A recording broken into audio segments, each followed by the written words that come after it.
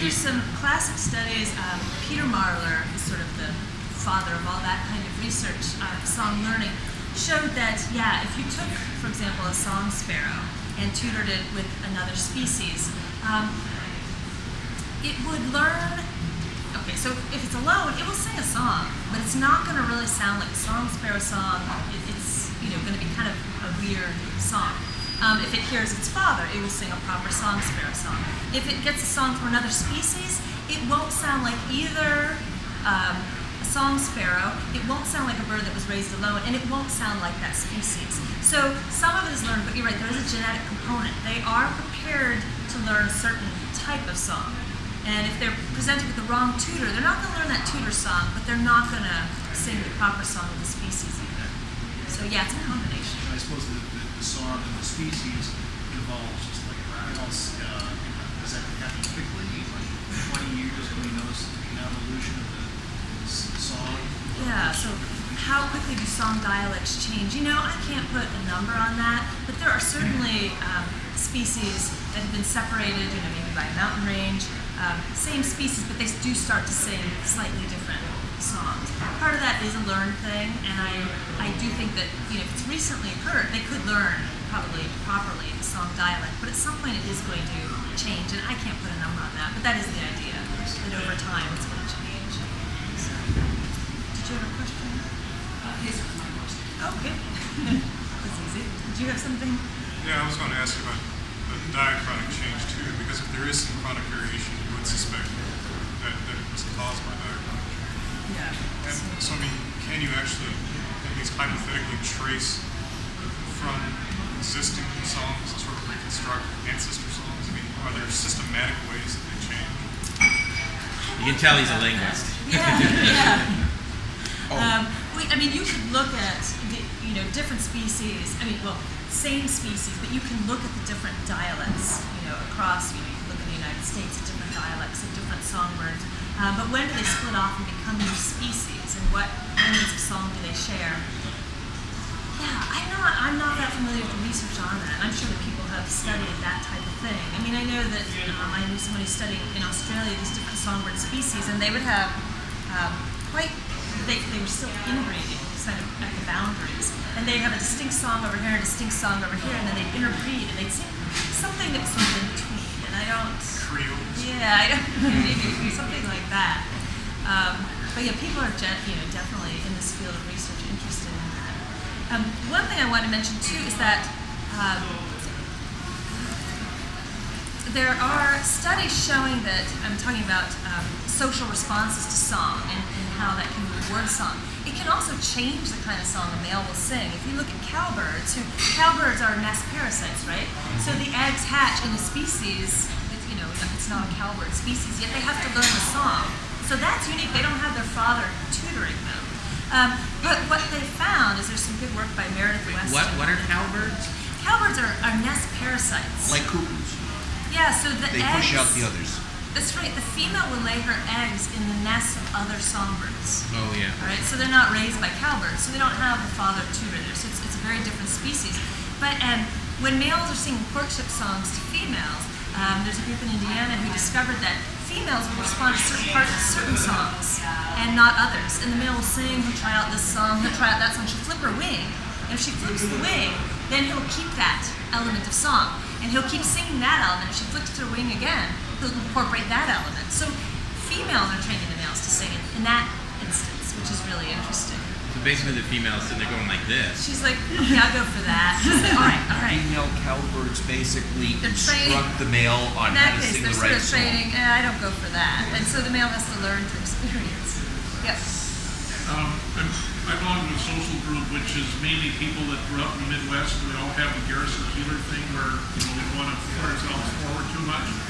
Except that there's one person in the group who's originally from New York, where apparently the social mores are that you keep talking until somebody interrupts you. And so we've had any number of gatherings where as soon as he shows up, he starts talking and nobody else says a thing for the next hour. Because you don't want to interrupt.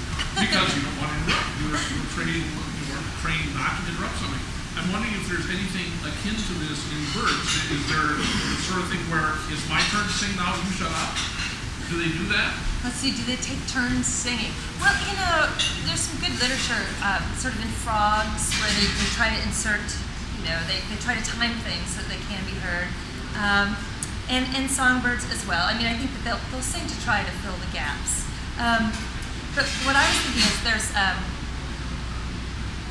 I don't know, maybe this doesn't relate, but it's sort of, when you talk about someone who's trying out something that doesn't work for the rest of the group, I guess in bowerbirds, it looks like males try to court the females, and sometimes they're too aggressive. The female will avoid that male, and she will train him also to back off. And so I suppose, over time, I guess it wouldn't work in this case. Because I was thinking, if he interrupted you, you'd eventually learn that, okay, when he interrupts, I change. But since you're not interrupting, he's not going to do any learning and adjust his, but definitely animals will time their vocalizations. They also will sing at times of the day. They think one reason that you've got this dawn chorus is because the air is really good at conducting bird song early in the morning. So birds are singing a dawn chorus at 4 in the morning because that's a good time for sound to travel. And so they're very good also at sort of timing the vocalizations so that they can be heard as well. And you can imagine that there's all kind of anthropogenic noise, so human noise that's messing up songbirds. And songbirds who are living in cities will vocalize at higher the volume. They vocalize louder than they would otherwise, which people are really interested in studying as well.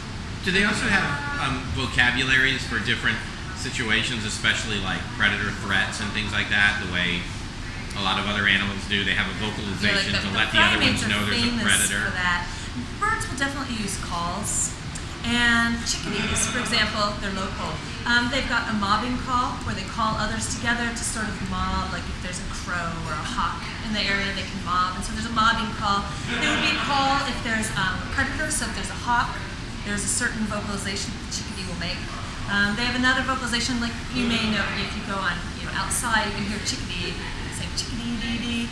And there's some evidence that the number of Ds, there's a postdoc in my lab who's really interested in chickadees, so I've learned a lot about them recently. But the number of Ds has something to do with people are still studying this, the size of the intruder. And one thing that we have found that's interesting with the starlings is that since they're mimics, they will mimic other bird species. And the research specialist in my lab, she kept saying, they're sounding like red-tailed hawks, but they only do this when I present them with a male. So we had male starlings, and we present them with a female, they'd sing courtship song. We present them with a male, they'd sing, and presumably that's to repel a rival.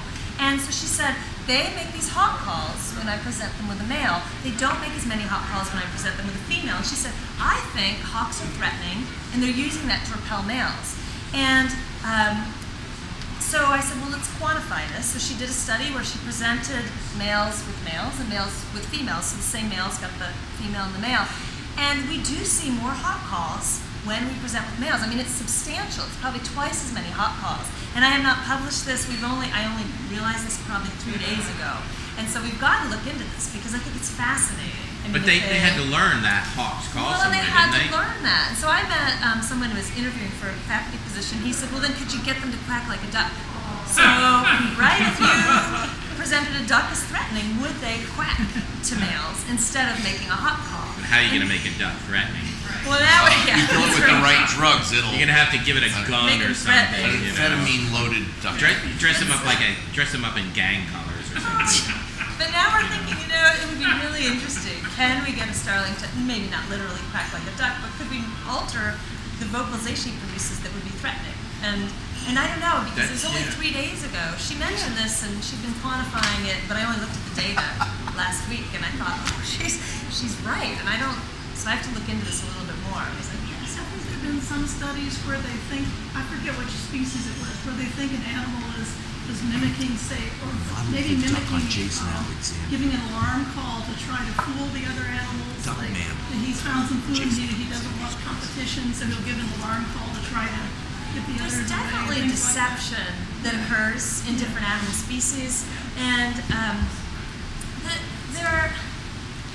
I'm not sure about the alarm call. Yes, so if he's making a hawk call, might he be trying to fool this other male into thinking that's what that I'm there's a thinking hawk? might be going on.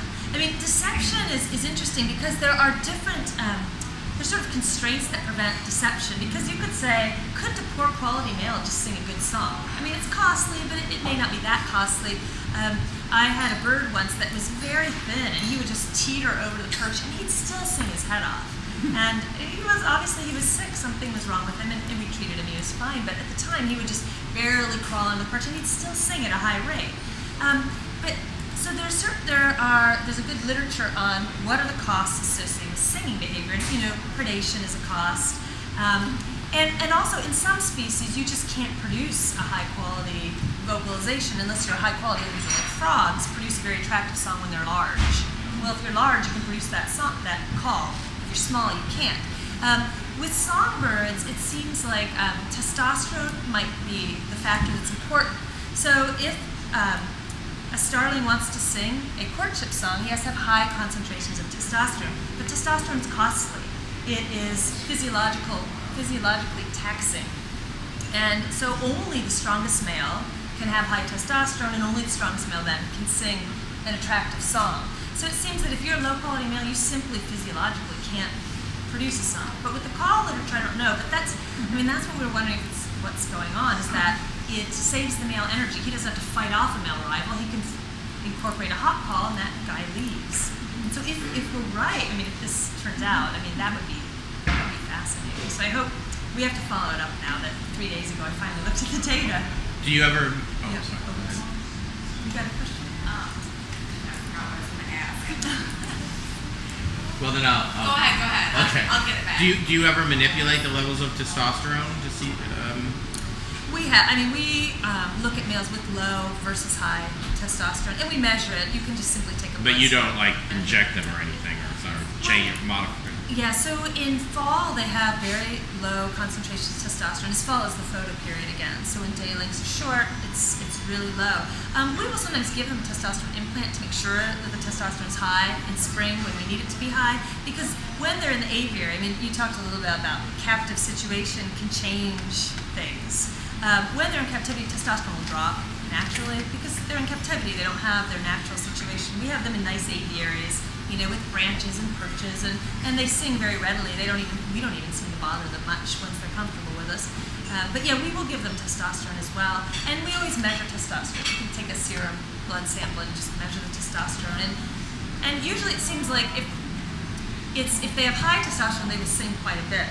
If they have really low testosterone, they don't sing much. But in between, it's not like a linear thing. It almost is like a threshold. Once they reach a certain level, they're going to sing, and below that, they won't.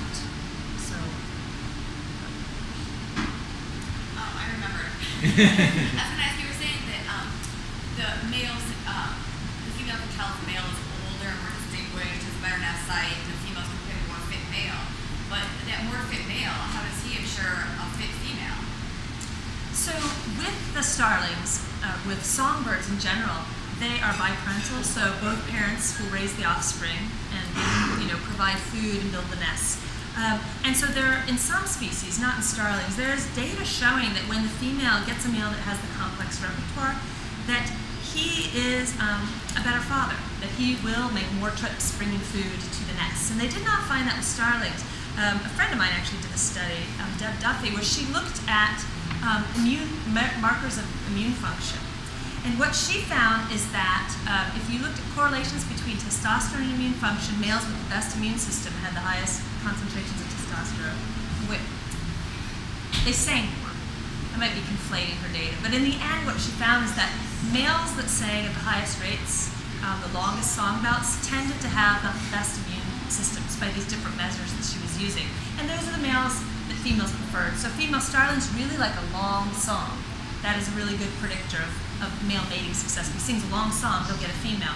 And those males tend to have the best immune systems by her different markers. And so that's how the female would, she'll get a male with a good immune system, and that's something that, she can pass on her offspring, or at least she's not going to have parasites in the nest when she's But how does the male ensure that he doesn't get a female? Oh, that's a good question. And so that's Most males don't care, I don't think.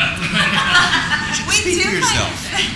The starlings it does seem like, what we found is females get yellow beaks when they have estradiol that's high and they're ready to breed.